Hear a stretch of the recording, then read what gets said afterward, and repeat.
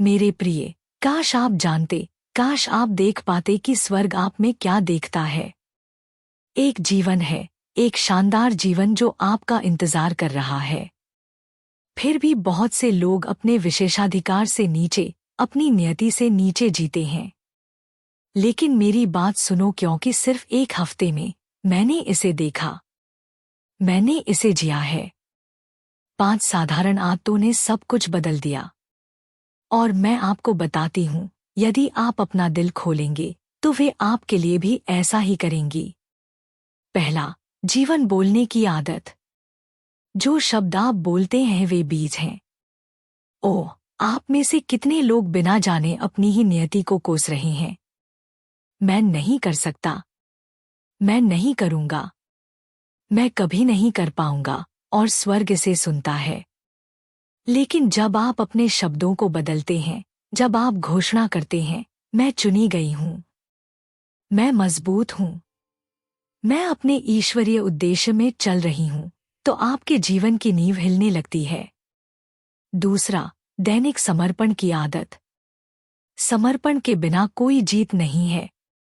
आप कहते हैं, मैं बदलाव चाहता हूं, लेकिन क्या आपने सब कुछ त्याग दिया है? मैं आपको बताती हूं, सच्चे समर्पण का एक पल संघर्ष के जीवन भर से अधिक शक्तिशाली है। जब मैंने जागना और यह कहना सीखा, प्रभु, मैं आपकी हूं, मेरा मार्गदर्शन करें, मेरा उपयोग करें, तो जो दरवाजे बंद थे वे खुल गए। तीसरा, स्थिरता की आदत। हम भागदौड़ करते हैं, हम संघर्ष करते हैं, हम अपने दिमाग को शोर से भर लेते हैं, और हम आश्चर्य करते हैं कि हम परमेश्वर की आवाज क्यों नहीं सुनते। लेकिन जब आप अपनी आत्मा को शांत करते हैं, ओ मेरे प्यारे दोस्त, जब आप स्थिर होना सीखते हैं, तो आप अनंत काल से फुसफुसाहट सुनेंगे, और उन फुसफुसाहटों में आपको वे उत्तर मिलेंगे जिनकी आप तलाश कर रहे थे। चौथा, अत्यधिक कृतज्ञता की आदत। कृतज्ञता की तरह आपके जीवन के माहौल को कुछ भी नहीं बदलता है, कुछ भी नहीं। क्या आप शिकायत करते हुए जागते हैं, या आप यह कहते हुए जागते हैं कि धन्यवाद प्रभु? क्योंकि जब आप स्तुति करना शुरू करते हैं, जब आप हर सांस के साथ प्रभु के नाम को आशीर्वाद देना शुरू करते हैं, तो चमत्कार आपकी दिशा में बढ़ने लगते हैं। पांचवा, साहसी कार्य की आदत। कर्म बिना विश्वास मरे हुए के समान है।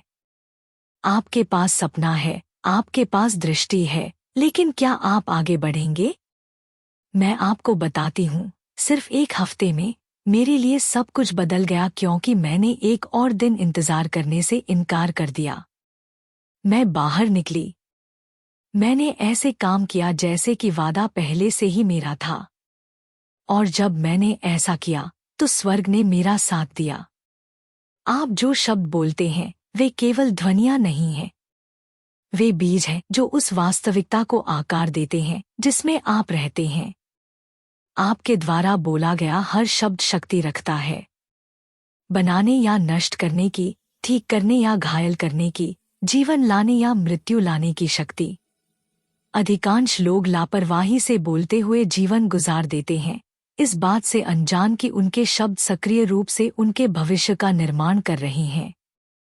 वे कहते हैं, मैं बहुत बदकिस्मत हूं, मैं कभी सफल नहीं हो पाऊंगा, मेरे लिए कुछ भी काम नहीं करता, और फिर वे आश्चर्य करते हैं कि उनका जीवन स्थिर क्यों रहता है।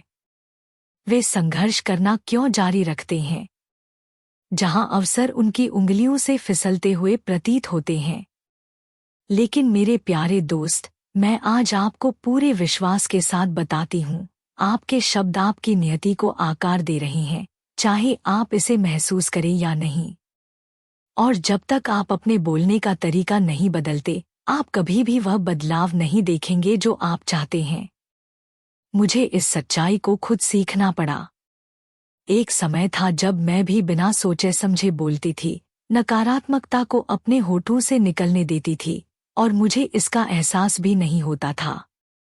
मैं कहती थी, मुझे नहीं पता कि यह काम करेगा या नहीं। मुझे उम्मीद है कि चीजें बदलेंगी, लेकिन मुझे शक है। मुझे लगता है कि मैं हमेशा संघर्ष करूंगी। और क्या आप जानते हैं कि क्या हुआ? मैंने ठीक वही अनुभव किया। मेरे जीवन ने उन शब्दों को प्रतिबिंबित किया जो मैंने बोले थे। लेकिन जब रहस्योद्घाटन हुआ, जब मुझे एहसास हुआ कि मेरा हर एक शब्द मेरे भविष्य की मिट्टी में बोया जा रहा एक बीज था, तो मुझे पता चल गया कि मुझे अपने बात करने का तरीका बदलना होगा। और जब मैंने ऐसा किया, तो मेरा पूरा जीवन तेजी से, शक्तिशाली रूप से, चमत्कारिक रूप से बदल गया। मेरे प्रिय, आपको यह समझना चाहिए कि शब्द आध्यात्मिक हैं। जब वे आपके मुंह से निकलते हैं, तो वे गायब नहीं होते हैं। वे आगे बढ़ते हैं और निर्माण करते हैं। हर बार जब आप बोलते हैं, तो आप या तो विश्वास या भय, आशीर्वाद या श्राप, जीवन या मृत्यु को छोड़ रही हैं। बाइबल कहती है कि जीभ की शक्ति में जीवन और मृत्यु है। यह केवल एक काव्य मुहावरा नहीं है। यह गुरुत्वाकर्षण के नियम की तरह ही वास्तविक कानून है। यदि आप जीवन बोलते हैं, तो आप जीवन देखेंगे। यदि आप हार बोलते हैं, तो आप हार देखेंगे। मैंने लोगों को केवल उन शब्दों के द्वारा अपने स्वयं के आशीर्वाद को नष्ट करते देखा है जो उन्होंने अपने मुंह से निकलने दिए। वे कहते हैं, मुझे वह नौकरी कभी नहीं मिलेगी, और उन्हें नहीं मिलती। वे कहते हैं, मुझे कभी खुशी नहीं मिलेगी, और वे दुख में रहते हैं। लेकिन जिस पल वे अपने शब्द बदलते हैं, सब कुछ बदलने लगता है। आप पूछ सकते हैं, लेकिन मैं अपने शब्दों को कैसे बदलूं जब मैं इसे महसूस नहीं करती? जब जीवन कठिन है और मुझे कोई रास्ता नहीं दिख रहा है।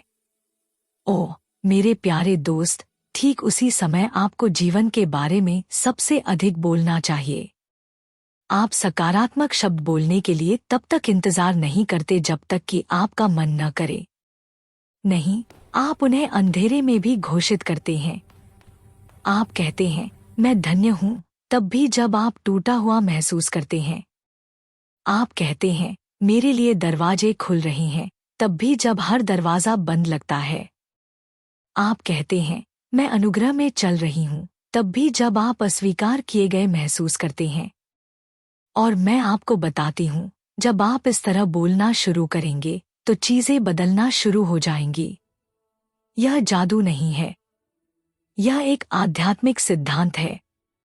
जो आप अपने मुंह से घोषित करते हैं, उसे आप अपनी आंखों से देखेंगे। मैंने इस सच्चाई को अपने जीवन में और अनगिनत अन्य लोगों के जीवन में काम करते देखा है। मुझे एक महिला याद है जो मेरे पास आई थी। उसका दिल निराशा से भारी था। उसकी नौकरी चली गई थी, उसकी तबीयत खराब हो रही थी, और उसके पास कोई उम्मीद नहीं बची थी। और जब वह बोलती थी, तो हर शब्द नकारात्मकता से भरा होता था। उसने कहा, मेरे साथ कभी कुछ अच्छा नहीं होता। मैं इस स्थिति से कभी बाहर नहीं निकल पाऊंगी। मुझे लगता है कि मेरा जीवन खत्म हो गया है। मैंने उसके हाथ थामे, उसकी आंखों में देखा और कहा, तुम्हें अपने बोलने का तरीका बदलना होगा। तुम्हें इसके विपरीत घोषणा करना शुरू करना होगा। पहले तो उसने विरोध किया, लेकिन मैं ऐसा महसूस नहीं करती, उसने कहा। और मैंने उससे कहा, इसे बोलने के लिए तुम्हें इसे महसूस करने की जरूरत नहीं है। इसे तब तक बोलो जब तक तुम इसे देख न लो। उसने कोशिश करने का फैसला किया। हर सुबह यह कहने के बजाय कि मैं निराशाजनक महसूस करती हूँ, उसने घोषणा की, मेरा भविष्य उज्जवल है। यह कहने के बजाय कि मुझे कभी नौकरी नहीं मिलेगी, उसने कहा, मेरे लिए दरवाजे खुल रहे हैं। यह कहने के बजाय कि मैं हमेशा बीमार रहती हूँ, उसने कहा कि मेरे शरीर में चंगाई बह रही है। और मेरे प्रिय, एक सप्ताह के भीतर, सिर्फ एक सप्ताह में चीजें बदलने लगीं। उसे नौकरी के साक्षात्कार के लिए एक कॉल आया। उसकी तबीयत में सुधार हुआ। चिंता की जगह शांति ने ले ली। सब इसलिए क्योंकि उसने अपने शब्द बदल दिए। तो मैं आज आपसे पूछती हूँ, आप अपने जीवन के ऊपर क्या बोल रहे हैं? क्या आप विश्वास के बीज बो रहे हैं या संदेह के बीज? क्या आप जीत की घोषणा कर रहे हैं या हार का स्वागत कर रहे हैं? मेरे प्रिय, यदि आप बदलाव देखना चाहते हैं, तो आपको अपने शब्दों से शुरुआत करनी होगी। परिस्थितियों के सुधरने का इंतजार न करें। अभी जीवन बोलें, अभी आशीर्वाद बोलें। ऐसे बोले जैसे कि वादा पहले ही पूरा हो चुका हो। और देखें कि स्वर्ग कैसे प्रतिक्रिया देता है। समर्पण के बिना कोई सच्ची जीत नहीं है। बहुत से लोग निरंतर संघर्ष में अपना जीवन जीते हैं, ऐसी लड़ाई लड़ते हैं जो उनके लिए अकेले लड़ने के लिए कभी नहीं थी। वे प्रयास करते हैं, वे जोर लगाते हैं, वे अपने आसपास की हर चीज को नियंत्रित करने की कोशिश करते हैं। और फिर भी वे थके हुए, निराश और अटके हुए रहते हैं। क्यों? क्योंकि उन्होंने अभी तक समर्पण की शक्ति को नहीं सीखा है। मेरे प्यारे दोस्त, मैं आज आपको बताती हूँ, आपके जीवन की सबसे बड़ी सफलता अधिक प्रयास, अधिक संघर्ष या अधिक इच्छा शक्ति से नहीं आएगी। नहीं, यह तब आएगी जब आप अंततः सब कुछ नीचे रख देंगे और कहेंगे, प्रभु, मैं समर्पण करती हूँ। यह प्रयास करने में नहीं, बल्कि झुकने में है कि हमें सच्ची ताकत मिलती है। मैंने इस सच्चाई को अपने जीवन में घटित होते देखा है। एक समय था जब मैं अपनी योजनाओं, अपने सपनों, अपनी इच्छाओं को इतनी कसकर पकड़े हुए थी, यह सोचते हुए कि अगर मैं बस कड़ी मेहनत करूं, कड़ी प्रार्थना करूं या जोर लगाऊं, तो चीजें आखिरकार ठीक हो जाएंगी। लेकिन प्रगति के बजाय मुझे अधिक प्रतिरोध का सामना करना पड़ा। शांति के बजाय मैंने चिंता महसूस की। स्पष्टता के बजाय मुझे उलझन मिली। और एक दिन अपनी आत्मा की शांति में मैंने उस धीमी छोटी आवाज को यह फुसफुसाते हुए सुना, छोड़ दो, मुझ पर भरोसा करो। ओह, यह पहले कितना मुश्किल था क्योंकि मेरे अंदर सब कुछ उसे पकड़े रखना चाहता था। मेरे अंदर सब कुछ अपने दम पर चीजों का पता लगाना चाहता था। लेकिन मैं एक ऐसे बिंदु पर पहुंच गई जहां मुझे पता था कि मैं अब यह नहीं कर सकती। और इसलिए अपनी आंखों में आंसू और अपने दिल में विश्वास के साथ मैंने समर्पण कर दिया। मैंने कहा, प्रभु, मेरी नहीं बल्कि आपकी इच्छा पूरी हो। और मेरे प्रिय, उस पल से सब कुछ बदलने लगा। जब हम समर्पण करते हैं तो हम हार नहीं मान रहे होते हैं। हम अपनी खुद की शक्ति से कहीं अधिक बड़ी शक्ति के आगे झुक रहे होते हैं। हम मानव सीमा के दायरे से बाहर निकलकर ईश्वरीय संभावना के दायरे में कदम रख रहे होते हैं। आप देखिए, परमेश्वर उस जीवन में पूरी तरह से नहीं चल सकते जो अभी भी हर चीज को नियंत्रित करने की कोशिश कर रहा है। वह जबरदस्ती अंदर नहीं आएंगे। वह तब तक इंतजार करते हैं जब तक हम अपनी पकड़ ढीली करने के लिए, उन पर पूरी तरह भरोसा करने के लिए तैयार न हो जाए। और जिस पल हम ऐसा करते हैं, उनकी शक्ति उन तरीकों से उजागर होती है जिनकी हम कभी कल्पना भी नहीं कर सकते थे। मैंने बहुत से लोगों से बात की है जो अपने ही बोझ के भार से थक चुके हैं। वे चीजों को ठीक करने की कोशिश कर रहे हैं, अपनी ताकत से चीजों को करने की कोशिश कर रहे हैं। और वे आश्चर्य करते हैं कि वे इतने थके हुए, इतने खाली, इतने खोए हुए क्यों महसूस करते हैं। और मैं उन्हें बताती हूँ, आपको इसे अकेले उठाने की जरूरत नहीं है। आप कभी इसके लिए बने ही नहीं थे। लेकिन समर्पण केवल शब्द कहना नहीं है। यह हृदय की एक मुद्रा है। यह हर दिन जागना और भरोसा करना चुनना है, तब भी जब आप नहीं समझते। यह कहना है, परमेश्वर, मैं इस स्थिति को आपके हाथों में सौंपती हूँ और फिर इसे वापस उठाने से इनकार करती हूँ। एक महिला थी जो मेरे पास एक बड़ी सफलता के लिए बेताब होकर आई। उसने वह सब कुछ किया था जो वह करना जानती थी। हर प्रार्थना की, हर तरीका अपनाया, फिर भी कुछ नहीं बदल रहा था। परमेश्वर मुझे जवाब क्यों नहीं दे रहे हैं? उसने अपनी आंखों में आंसू लिए पूछा। और मैंने उसकी ओर देखा और कहा, क्या तुमने वास्तव में समर्पण किया है या तुम अभी भी परिणाम को नियंत्रित करने की कोशिश कर रही हो? वह रुकी, फिर स्वीकार किया, मैं जाने देने से डरती हूँ। और हम में से बहुत से लोगों के लिए यही समस्या है ना?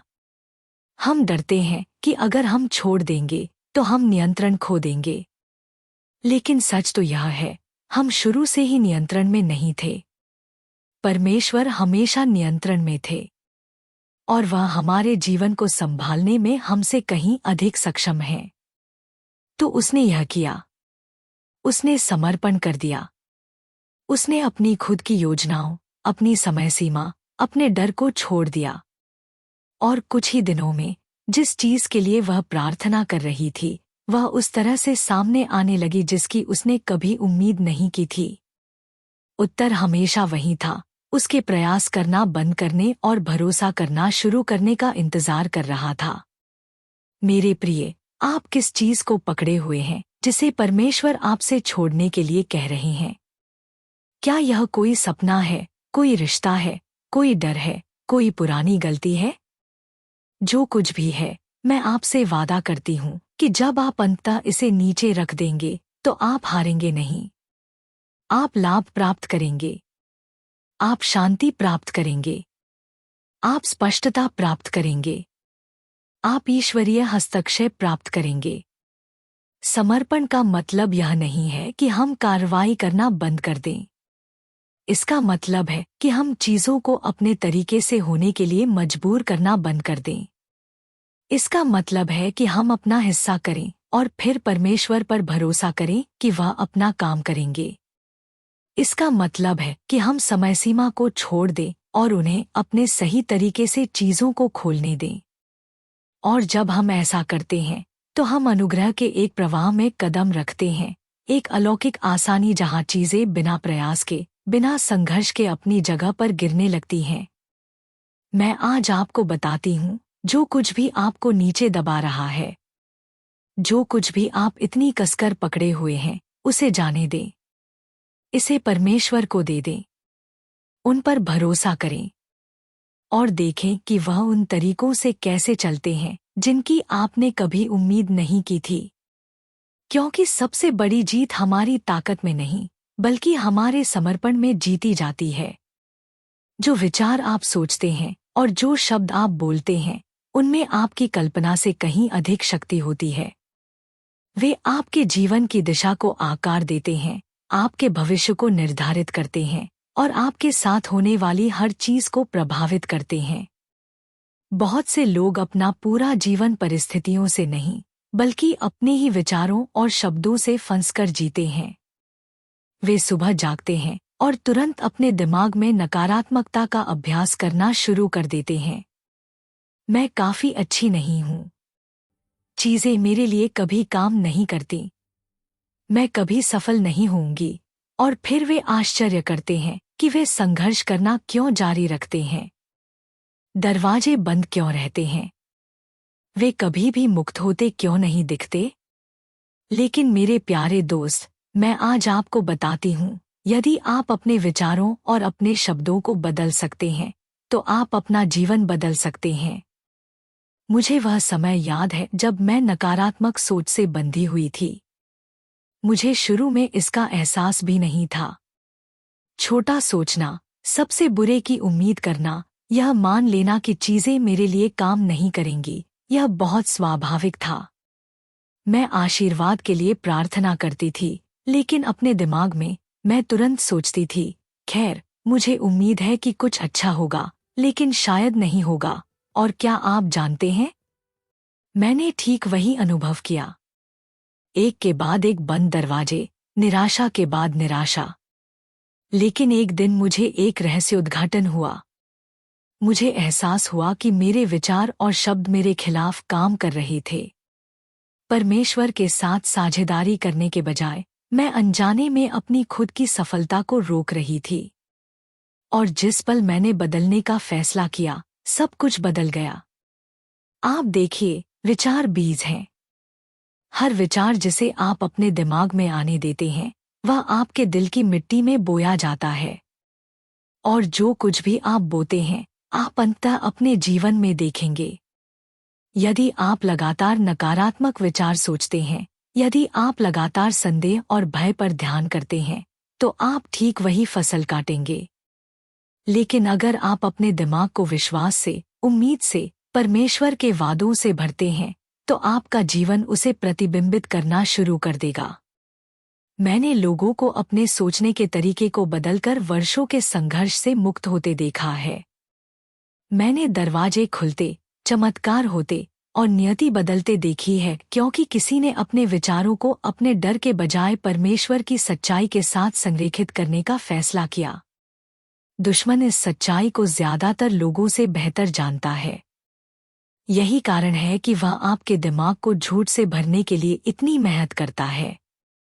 वह फुसफुसाता है, तुम योग्य नहीं हो, तुम कभी सफल नहीं हो पाओगे, तुम बहुत टूटे हुए हो, बहुत देर हो चुकी है, बहुत कमजोर हो। और यदि आप उन झूठों पर विश्वास करते हैं तो वे आपकी वास्तविकता बन जाएंगे। लेकिन मेरे प्रिय, आज मैं आपको बताती हूँ, आपके पास उन विचारों को अस्वीकार करने की शक्ति है। आपको अपने दिमाग में आने वाली हर चीज को स्वीकार करने की जरूरत नहीं है।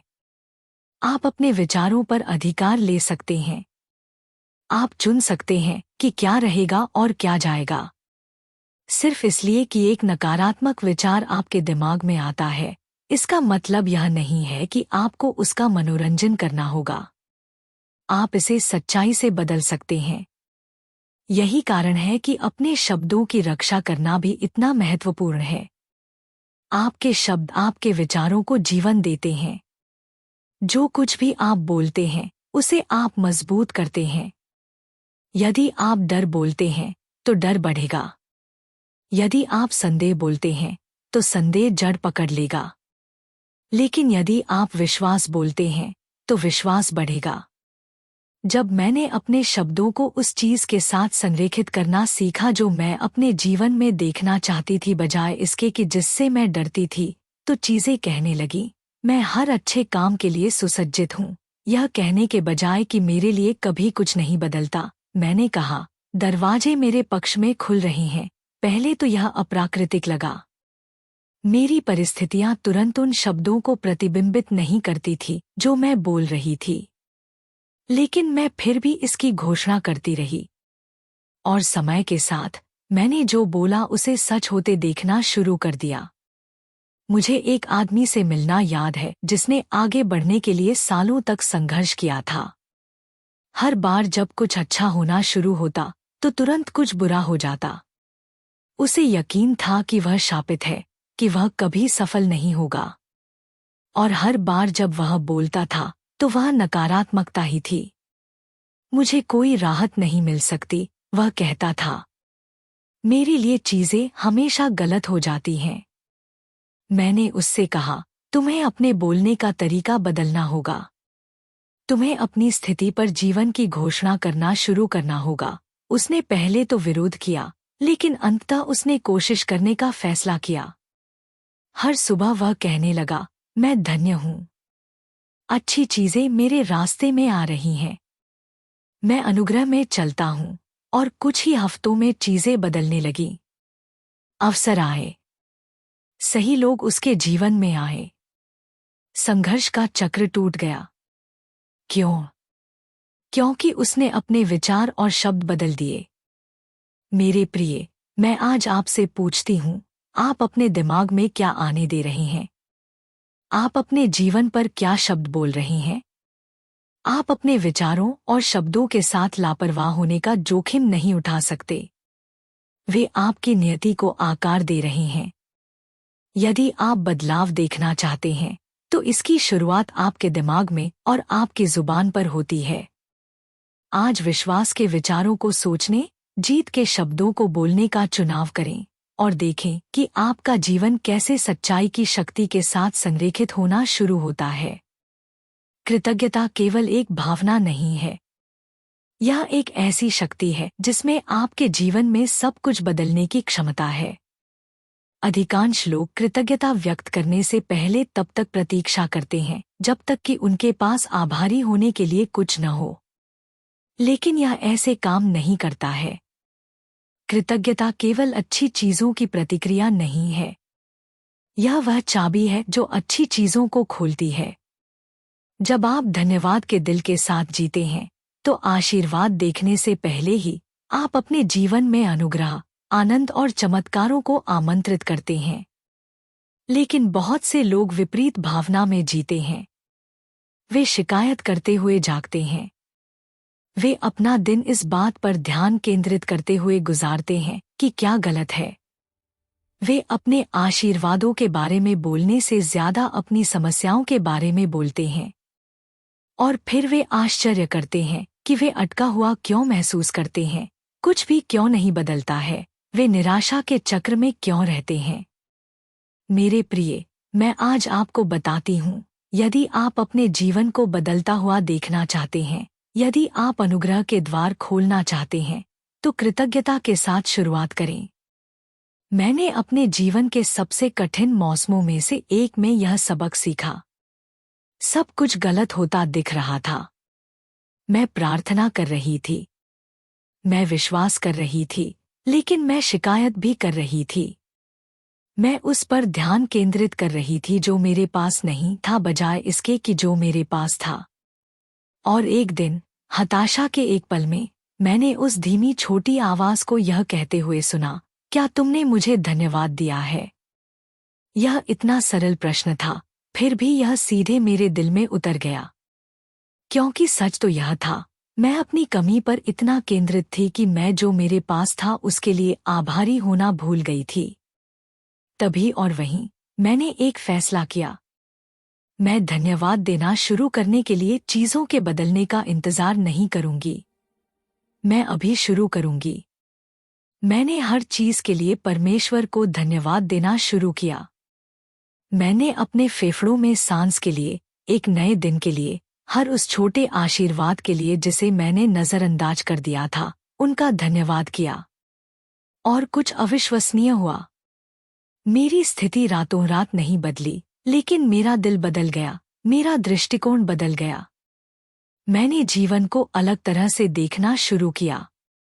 और उसके तुरंत बाद दरवाजे खुलने लगे, आशीर्वाद बहने लगे और सफलता मिली। लेकिन यह सब कृतज्ञता के साथ शुरू हुआ। कृतज्ञता आपका ध्यान बदल देती है। मानव मन स्वाभाविक रूप से उस ओर जाता है जो गलत है, जो गायब है, जिसकी कमी है। लेकिन जब आप जानबूझकर धन्यवाद देना चुनते हैं, तो आप अपने दिमाग को कमी के बजाय प्रचुरता देखने के लिए, बाधाओं के बजाय अवसर देखने के लिए, बोझ के बजाय आशीर्वाद देखने के लिए फिर से प्रशिक्षित करते हैं। आप जिस पर ध्यान केंद्रित करते हैं वह बढ़ता है। यदि आप समस्याओं पर ध्यान केंद्रित करते हैं, तो वे आपको खा जाएंगी। लेकिन यदि आप कृतज्ञता पर ध्यान केंद्रित करते हैं, तो आप समाधान, सफलताएं और चमत्कार अपने सामने खुलते हुए देखना शुरू कर देंगे। मैं एक बार एक महिला से मिली जो बहुत निराश थी। उसने एक के बाद एक असफलताओं का सामना किया था और उसे लगा कि उसका जीवन बिखर रहा है। जब वह बोलती थी, तो मुझे केवल नकारात्मकता सुनाई देती थी। वह इस बारे में बात करती थी कि जीवन कितना अनुचित था, कैसे कुछ भी कभी उसके तरीके से नहीं हुआ, कैसे वह हमेशा संघर्ष कर रही थी। और मैंने उससे कहा, तुम्हें अपने बोलने का तरीका बदलना होगा। तुम्हें अपने देखने का तरीका बदलना होगा। मैंने उसे चुनौती दी कि वह हर सुबह उठे और कम से कम 5 चीजों की सूची बनाए जिनके लिए वह आभारी है, चाहे वे कितनी भी छोटी क्यों न हों। पहले तो उसने विरोध किया। मेरे पास आभारी होने के लिए कुछ भी नहीं है, उसने कहा। लेकिन मैंने उससे कहा, तुम सांस ले रही हो, तुम जीवित हो। अकेले यही परमेश्वर को धन्यवाद देने के लिए काफी है। इसलिए उसने शुरुआत की, पहले तो अनमने ढंग से। लेकिन जैसे जैसे दिन बीतते गए, कुछ बदल गया। उसने खुद को अधिक मुस्कुराते हुए पाया। वह हल्का महसूस करने लगी। और कुछ ही हफ्तों में उसके जीवन में चीजें बदलने लगीं। इसलिए नहीं कि उसकी परिस्थितियां अभी बदल गई थी, बल्कि इसलिए क्योंकि वह बदल गई थी। और उसके तुरंत बाद जिन चीजों के साथ वह संघर्ष कर रही थी, वे बदलने लगीं। कृतज्ञता केवल इस बारे में नहीं है कि आप क्या कहते हैं, यह इस बारे में है कि आप कैसे जीते हैं। जब आप धन्यवाद देने की आदत विकसित करते हैं, तो आप चमत्कारों के लिए एक माहौल बनाते हैं। मैंने लोगों को केवल शिकायत से कृतज्ञता की ओर अपना दृष्टिकोण बदलकर कमी से प्रचुरता की ओर जाते देखा है। मैंने असंभव स्थितियों को बदलते देखा है जब किसी ने सफलता आने से पहले ही परमेश्वर को धन्यवाद देने का फैसला किया। कृतज्ञता के बारे में कुछ ऐसा है जो अलौकिक को आकर्षित करता है, जो अनुग्रह को मुक्त करता है, जो उन दरवाजों को खोलता है जिन्हें कोई भी इंसान बंद नहीं कर सकता। कुछ लोग कहते हैं, जब चीजें बेहतर हो जाएंगी तो मैं आभारी होऊंगा, लेकिन मेरे प्रिय, यह ऐसे काम नहीं करता है। आपको अभी आभारी होना होगा। कृतज्ञता वह चाबी है जो उस चीज को अनलॉक करती है जिसका आप इंतजार कर रहे हैं। जब सब कुछ ठीक चल रहा हो तो धन्यवाद देना आसान है, लेकिन सच्ची शक्ति तब धन्यवाद देने में है जब सब कुछ गलत लगता है। यह तब स्तुति में हाथ उठाने में है जब आपका रोने का मन करता है। यह घोषित करने में है कि परमेश्वर, मैं आपको धन्यवाद देती हूँ, उत्तर देखने से पहले ही। और जब आप ऐसा करते हैं तो आत्मा में कुछ बदल जाता है।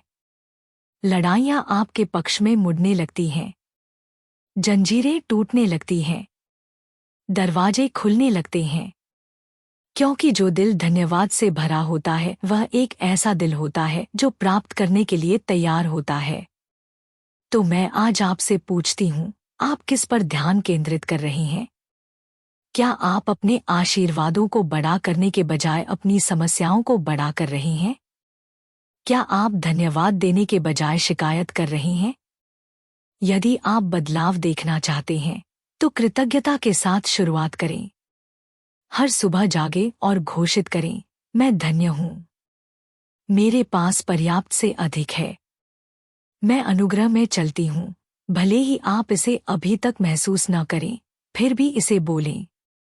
जो आपके पास है उसके लिए धन्यवाद दें और देखें कि आपके लिए और अधिक कैसे जोड़ा जाता है।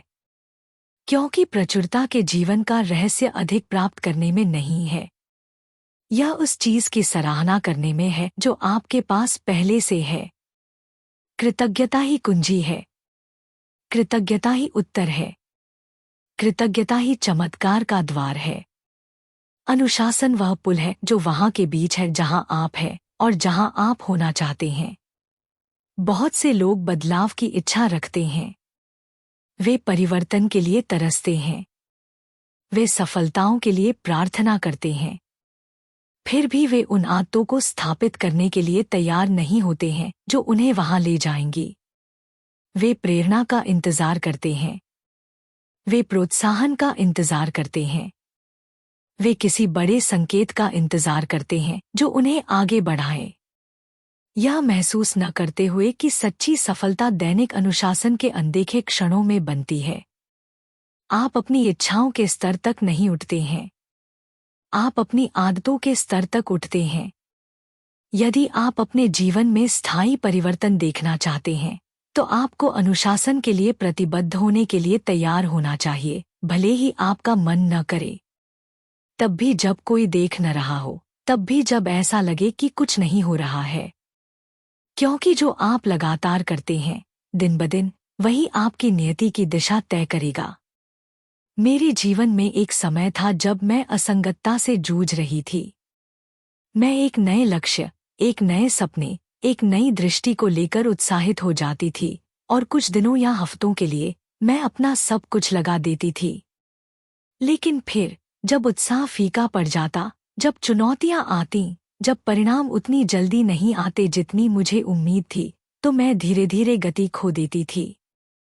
मैं खुद को समझा लेती थी कि शायद यह होना नहीं था, कि शायद मुझे कुछ और कोशिश करनी चाहिए।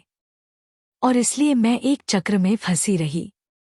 हमेशा शुरुआत करना लेकिन कभी खत्म न करना, हमेशा उम्मीद करना लेकिन कभी परिणाम न देखना, जब तक कि एक दिन मुझे सच्चाई का एहसास नहीं हुआ।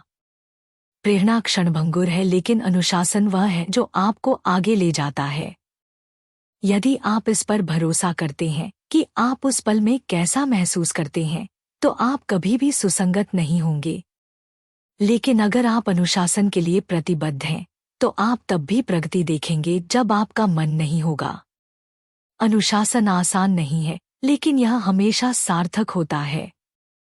यह तब जल्दी जागना है जब आप सोना पसंद करेंगे। यह तब उपस्थित होना है जब कोई और नहीं होता। यह तब काम करना है जब कोई तत्काल पुरस्कार न हो। यह वह चुनना है जो आरामदायक है उसके ऊपर जो आवश्यक है। और समय के साथ वे छोटे दैनिक कार्य कुछ असाधारण में बदल जाते हैं। बहुत से लोग सफल व्यक्तियों को देखते हैं और सोचते हैं कि उनके पास कोई विशेष प्रतिभा, कोई अनोखा लाभ होगा। लेकिन अक्सर उनकी सफलता किसी एक बड़े पल का परिणाम नहीं होती है। यह वर्षों के छोटे अनुशासित कार्यों का परिणाम है जिसे किसी ने नहीं देखा। मैं उन लोगों से मिली हूँ जिन्होंने सफलता के लिए प्रार्थना की लेकिन अपनी आदतों को बदलने के लिए तैयार नहीं थे। वे आर्थिक सफलता चाहते थे लेकिन अपने खर्च के साथ अनुशासित होने से इनकार करते थे। वे परमेश्वर के साथ एक मजबूत रिश्ता चाहते थे लेकिन अपनी प्रार्थना और भक्ति के समय में असंगत थे। वे बेहतर स्वास्थ्य चाहते थे लेकिन अपने आहार और व्यायाम में अनुशासन की आवश्यकता को नज़रअंदाज कर दिया। और मैं उन्हें बताती हूँ, आप उन परिणामों की उम्मीद नहीं कर सकते जहाँ आपने बीज नहीं बोए हैं। यदि आप बदलाव देखना चाहते हैं तो आपको वह करने के लिए तैयार होना चाहिए जो आवश्यक है। अनुशासन के सबसे बड़े दुश्मनों में से एक है बहाने। मैं बहुत थक गई हूँ, मेरे पास समय नहीं है। यह बहुत कठिन है। ये वे शब्द हैं जो लोगों को साल दर साल एक ही जगह पर बांधे रखते हैं। लेकिन मेरे प्रिय, मैं आपको बताती हूँ, देरी करने, टालमटोल करने, कार्रवाई करने से बचने का हमेशा कोई न कोई कारण होगा। लेकिन अगर आप तब तक इंतजार करते हैं जब तक कि स्थितियां सही न हों, तो आप कभी शुरुआत नहीं करेंगे। कभी भी सही समय नहीं होगा। कभी भी आसान रास्ता नहीं होगा। बाधाओं के बावजूद, चुनौतियों के बावजूद, असफलताओं के बावजूद आपको अनुशासित होना चुनना होगा। क्योंकि अनुशासन सुविधा के बारे में नहीं है, यह प्रतिबद्धता के बारे में है। मैंने एक बार एक आदमी से बात की जिसके पास अपने जीवन के लिए एक दृष्टि थी लेकिन वह उसे पूरा करने में संघर्ष कर रहा था। उसके पास सपने थे, उसके पास विचार थे लेकिन उसमें निरंतरता की कमी थी। वह मजबूत शुरुआत करता लेकिन जब चीजें कठिन हो जाती तो वह रुक जाता। उसने मुझसे पूछा कि मैं अनुशासित कैसे रहूं?